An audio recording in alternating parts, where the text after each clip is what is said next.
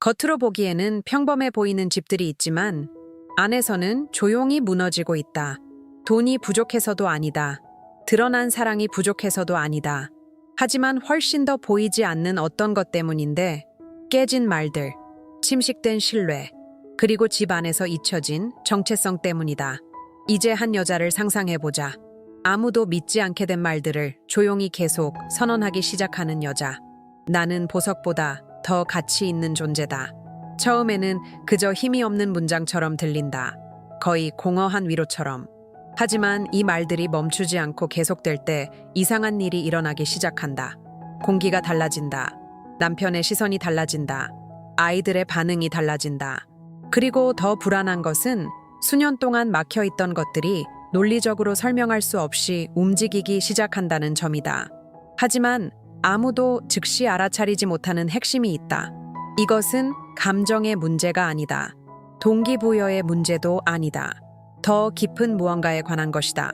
잃어버린 듯 보였던 집 안에서 보이지 않게 재구성되는 무언가. 그리고 이 재구성이 시작되면 모두가 그 이후를 감당할 준비가 되어 있는 것은 아니다. 왜냐하면 어떤 진실은 가정 안에서 풀려나는 순간 단지 치유만 하는 것이 아니라 숨겨져 있던 모든 것을 드러내기 때문이다. 어떤 집들은 전쟁 중이 아닌 것처럼 보이지만 그렇다고 평화로운 것도 아니다.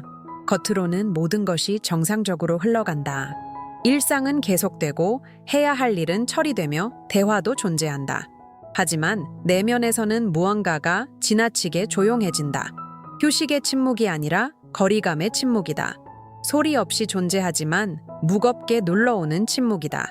그리고 이런 침묵 속에서 아무도 알아차리지 못한 채 하나의 현실이 형성되기 시작한다. 같은 공간에 살지만 정서적으로는 단절된 사람들. 식탁은 계속 차려지지만 대화는 줄어든다. 문은 계속 열리지만 만남은 줄어든다. 그리고 시간이 지나며 이 공간 안에는 설명하기 어려운 감각이 생긴다. 마치 집안에서 누군가가 사라진 것 같은 느낌.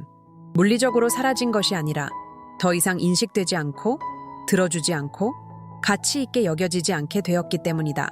바로 이 지점에서 정체성은 조각나기 시작한다. 한때 기대와 꿈, 그리고 힘으로 가득했던 한 여성은 이제 자신을 이루지 못한 것들로만 보기 시작한다.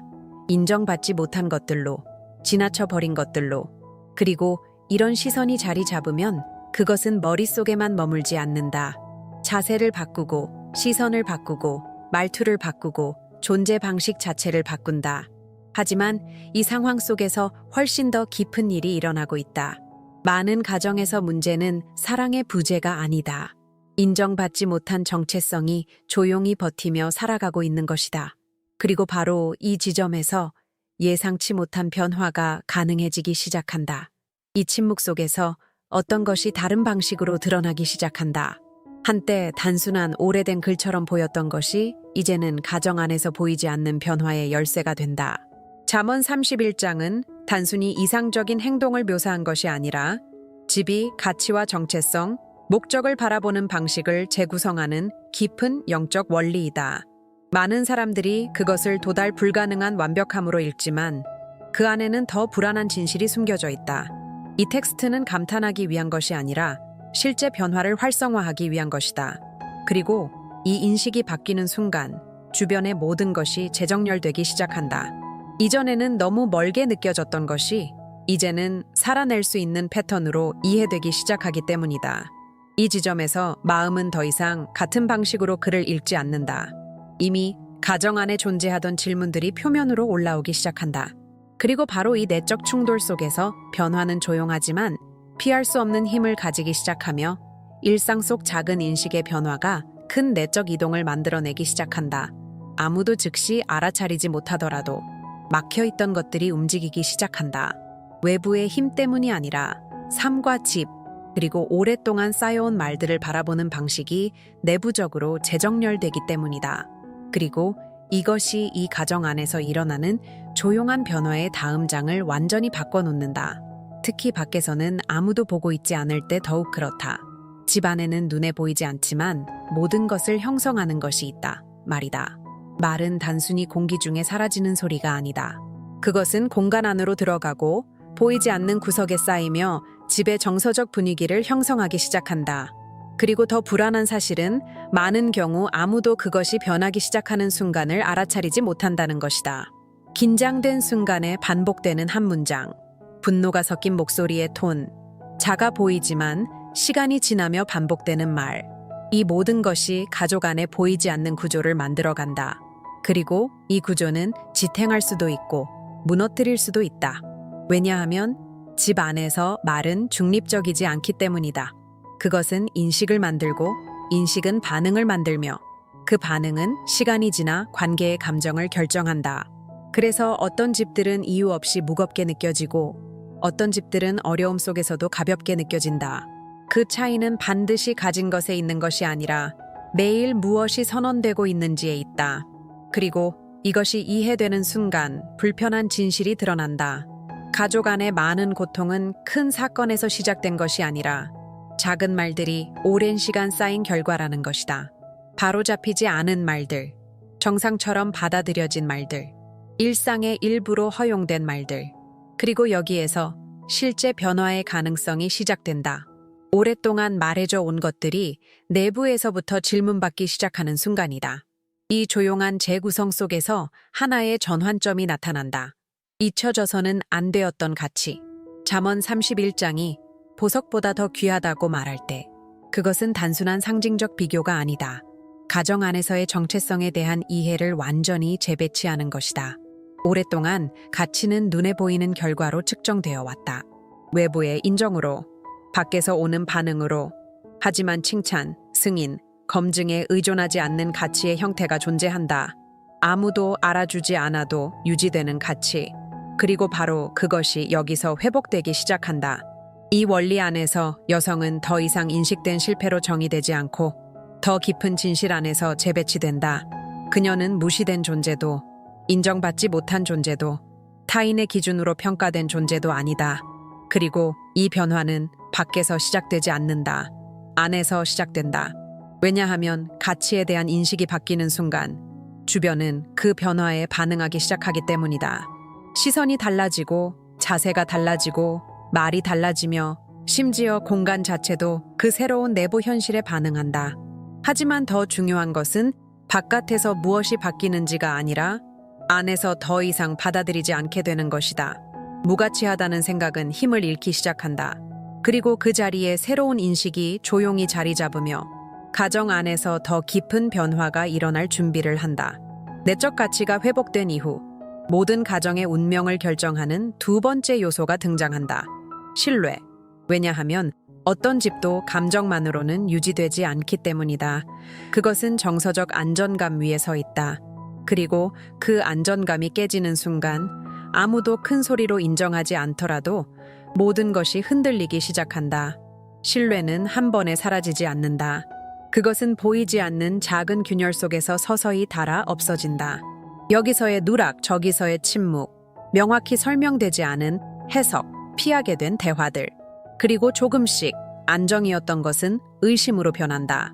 동반관계였던 것은 거리감으로 변한다. 가벼움이었던 것은 지속적인 긴장으로 변한다. 이 지점에서 잠언 31은 단순한 이상적 행동이 아니라 관계의 구조를 다룬다. 그것은 한 가정의 힘이 통제가 아니라 투명성에 있다는 것을 드러낸다. 왜냐하면 신뢰가 있는 곳에는 성장의 공간이 존재하지만 끊임없는 의심이 있는 곳에서는 단순한 것조차 무거워지기 때문이다. 이 원칙의 제거는 긴 설교나 감정적인 약속으로 이루어지지 않는다. 그것은 작은 행동들로 시작되며 그러나 일관된 행동들이 조금씩 안전감을 다시 세워간다.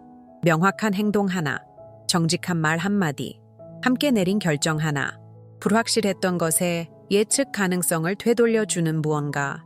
그리고 이것이 시작되면 환경은 거의 눈에 띄지 않지만 깊은 방식으로 변화한다. 긴장이 줄어든다. 감정적 방어가 낮아진다. 그리고 멀게 느껴졌던 것들이 천천히 다시 가까워지기 시작한다. 왜냐하면 신뢰는 즉각적인 감정이 아니라 보이지 않는 영역 안에서의 안전을 매일 다시 세워가는 재구성이기 때문이다. 신뢰가 다시 세워지기 시작하면 더욱 미묘하지만 매우 강력한 새로운 원칙이 드러난다. 매일 실천되는 선함의 영향력.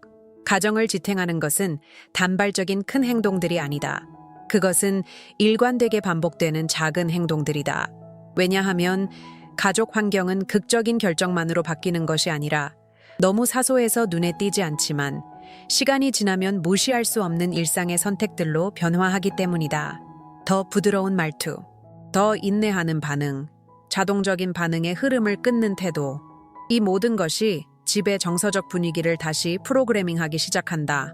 잠언 30일은 선이란 단발적인 사건이 아니라 지속적인 실천이라고 보여준다. 기분에 의존하는 것이 아니라 결단에 의해 유지되는 것이다. 그리고 이것은 가정의 내부 역학을 완전히 바꾼다.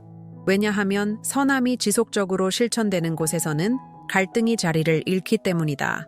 즉시 사라지지는 않지만 같은 방식으로 자랄 수 있는 토양을 잃게 된다. 매일의 선함은 큰 성취처럼 눈에 보이지 않는다. 하지만 그것은 축적된다. 그리고 조용히 쌓여 결국 새로운 현실이 된다. 이것이 이해되는 순간 초점은 외부의 변화를 기다리는 데서 벗어나 시간이 지나며 모든 것을 다시 세우는 작은 내부 선택을 지속하는 것으로 이동한다. 이 지점에서 가정은 소리 없이 변화하기 시작한다. 선언 없이, 즉각적인 인정 없이. 하지만 그 안에 사는 모든 사람의 정서적 방향을 바꿀 만큼 깊게. 가정의 내부 환경이 재정렬되기 시작하면 피할 수 없는 새로운 원칙이 나타난다. 훈련과 안정성의 관계. 잠언 30일은 단순한 추상적 영성이 아니라 움직임, 행동, 그리고 일상의 책임을 다룬다. 그것은 가정이 의도만으로 유지되는 것이 아니라 구조를 만들어내는 일관된 실천으로 유지된다는 것을 보여준다. 여기서 일은 부담으로 제시되지 않고 삶의 질서를 세우는 방식으로 제시된다. 일상 속 혼란을 멀리하고 방향을 만드는 방법이다. 여기에는 깊은 의미가 있다. 훈련이 있을 때 예측 가능성이 생긴다. 그리고 예측 가능성이 있을 때 불안은 힘을 잃는다. 왜냐하면 가족 안에서의 많은 정서적 소모는 외부 문제 때문만이 아니라 지속적인 불안정감에서 비롯되기 때문이다. 그리고 일상의 훈련은 바로 이 패턴을 깨뜨린다. 완벽할 필요는 없다. 대신 지속적이어야 한다. 작은 습관들이 반복되면서 환경 전체의 질서감을 만들어낸다. 그리고 그 질서는 물리적인 것뿐 아니라 정서적인 것이기도 하다. 가정은 구조가 생길 때 다른 방식으로 숨을 쉬기 시작한다. 결정은 더 명확해지고 갈등의 강도는 줄어들며 관계의 방식 자체가 변한다. 왜냐하면 질서가 있는 곳에는 혼란이 줄어들기 때문이다. 그리고 혼란이 줄어드는 곳에는 평화가 더 많이 존재하게 된다. 이 원칙은 공급과 안정이 우연이 아니라 책임을 지속적이고 의도적으로 다루는 구조화된 삶에서 비롯된다는 것을 드러낸다. 그리고 그렇게 가정은 이전에는 너무 멀게 느껴졌던 새로운 안정의 수준으로 나아가기 시작한다. 이 조용한 재건이 진행될수록 한 가지는 더 이상 무시할 수 없게 된다. 혀는 동시에 건설과 파괴의 힘을 가지고 있다는 것이다. 잠언 30일은 가족 안에서의 말이 중립적이지 않다는 것을 보여준다. 모든 말은 방향을 가진다. 가까워지게 하거나 멀어지게 하거나 치유하거나 이미 존재하는 상처를 더 깊게 하거나 그리고 그 영향은 종종 목소리의 크기가 아니라 반복되는 자동적인 패턴에 있다. 계속되는 비판의 말은 도움이 되려는 의도로 말해졌더라도 거절로 해석될 수 있다. 길게 이어지는 침묵은 버림받음으로 느껴질 수 있다. 가벼운 말조차 반복되면 깊은 상처가 될 수 있다. 하지만 같은 원칙은 반대 방향으로도 작용한다. 격려의 한마디는 고통의 흐름을 끊을 수 있다. 용서를 구하는 말은 수년 동안 닫혀있던 길을 다시 열 수 있다. 단순한 언어적 행동 하나가 사라진 것처럼 보였던 것을 회복시킬 수 있다. 변하는 것은 단지 말의 내용이 아니라 그것이 담고 있는 의도이다. 그리고 이 인식이 깨어나면 가족의 역학 안에서 변화가 시작된다. 대화는 더 이상 자동적인 반응이 아니라 의식적인 선택이 된다. 문제들이 사라져서가 아니라 그것을 다루는 방식이 달라지기 때문에 환경은 더 가벼워지기 시작한다. 그리고 이것은 더 깊은 가능성을 연다. 불가능해 보였던 관계 회복이 점점 현실이 되어간다. 말이 회복되기 시작하면 가정 안에서 예상치 못한 효과가 나타난다. 얼어붙어 있던 관계들이 다시 움직이기 시작한다. 잠언 30일은 변화가 개인에게서 끝나는 것이 아니라 가족 전체에 시스템적으로 확산된다고 보여준다. 내부의 변화 하나가 주변 모든 관계에 반영되기 시작한다. 그리고 이것은 작은 반응들에서 드러난다. 차갑던 답변이 부드러워지고, 짧게 끝나던 대화가 조금 더 이어지고, 피하던 시선이 다시 마주치기 시작한다. 여기에는 마법이 없다. 재건이 있을 뿐이다. 결정적이라고 여겨졌던 정서적 거리가 새로운 행동들이 일관되게 반복될수록 힘을 잃어간다. 그리고 가장 중요한 것은 이것이다. 이 변화는 단일 사건이 아니라 관계의 역학을 다시 쓰는 작은 변화들의 연속이라는 점이다. 이 지점에서 중요한 일이 일어난다. 자존심이 다시 연결 가능성에게 자리를 내어주기 시작한다. 많은 관계들이 사랑이 부족해서 깨지는 것이 아니라 오랜 시간 축적된 과도한 정서적 자기 방어 때문에 무너지는 경우가 더 많다. 그리고 이러한 방어가 새로운 태도들에 의해 조금씩 완화되기 시작하면 다시 돌아갈 수 있는 길이 열리기 시작한다. 이전에는 서로 다른 조각들로 분리된 것처럼 보이던 가정이 다시 하나됨이라는 개념을 회복하기 시작한다. 그리고 이 하나됨은 완벽함에서 비롯되는 것이 아니라 불가능해 보였던 것을 다시 회복하려는 의지에서 태어난다. 변화의 과정이 진행될수록 가족 구조 안에서 예상치 못한 현상이 나타나기 시작한다. 자녀들이 어머니를 바라보고 반응하는 방식이 달라지기 시작하는 것이다. 잠언 30일은 감사가 강요되는 것이 아니라 자연스럽게 깨어나는 환경을 묘사한다. 그것은 의무에서가 아니라 내면의 인식에서 비롯된다. 그리고 이것은 깊은 의미를 가진다. 진정한 감사는 결코 강요될 수 없기 때문이다. 그것은 시간 속에서 경험과 기억, 그리고 축적된 인식을 통해 형성되어야 한다. 많은 가정에서 감사가 멀게 느껴지는 이유는 사랑이 없어서가 아니라 시간이 지나며 쌓여온 가치가 제대로 인식되지 못했기 때문이다. 그리고 이 인식이 변화하기 시작하면 조용한 일이 일어난다. 자녀들의 감정 기억이 과거를 다시 정리하기 시작하는 것이다. 이전에 무시되었던 행동들이 인식되기 시작한다.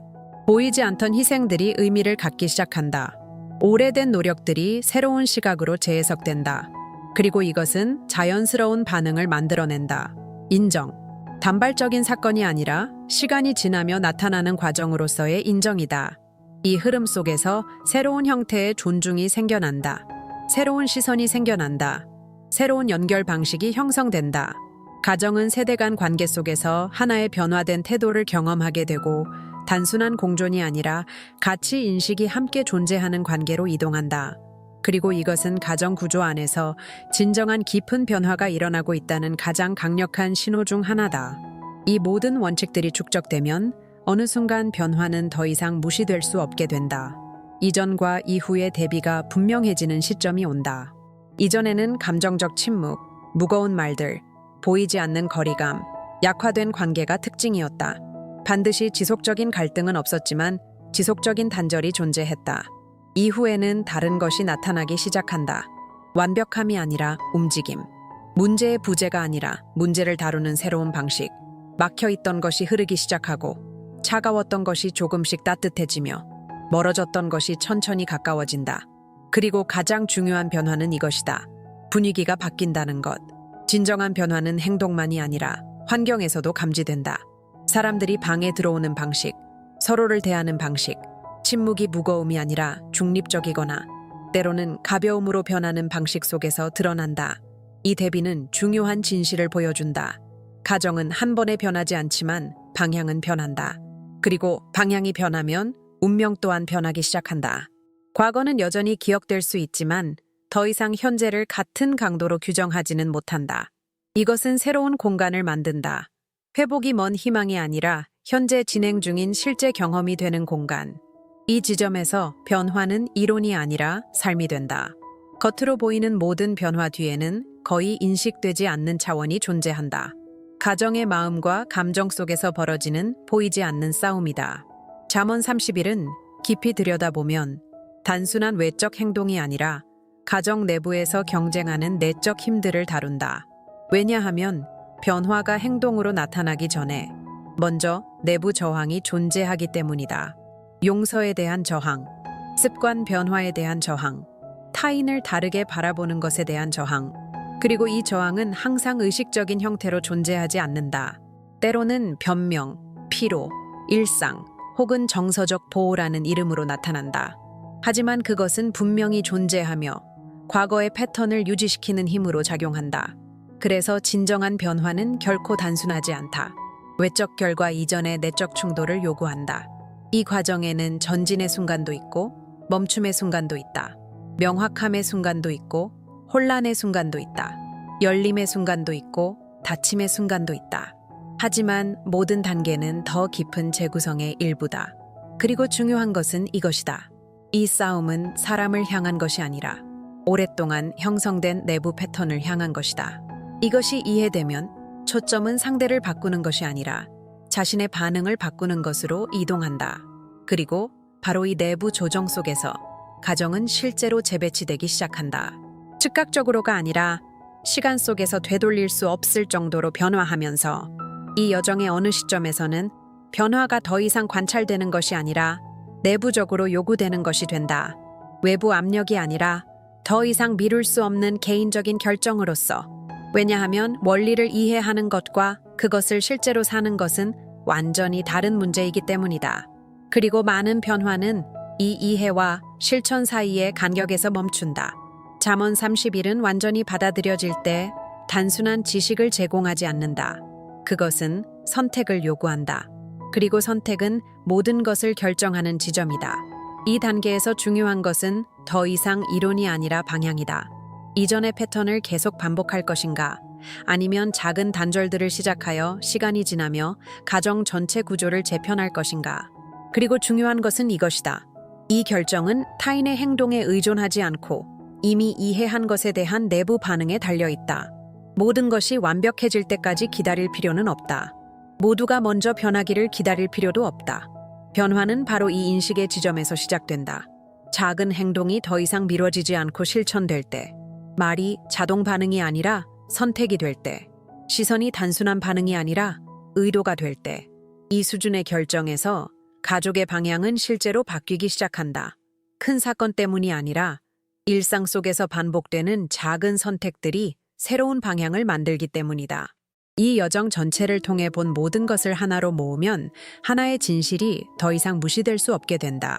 가정의 변화는 우연이 아니라 축적되는 내부 과정이 결국 가족의 방향을 완전히 바꾸는 것이다. 잠언 30일은 단순한 읽을거리가 아니라 원리로 적용될 때 하나의 재건 과정을 드러낸다. 정체성 회복, 신뢰 재건, 말의 변화, 훈련의 적용, 관계의 치유, 감사의 회복, 모든 것을 바꾸는 단 하나의 행동은 존재하지 않는다. 작은 결정들이 반복되어 시간이 지나며 가정의 분위기를 다시 설계하는 것이다.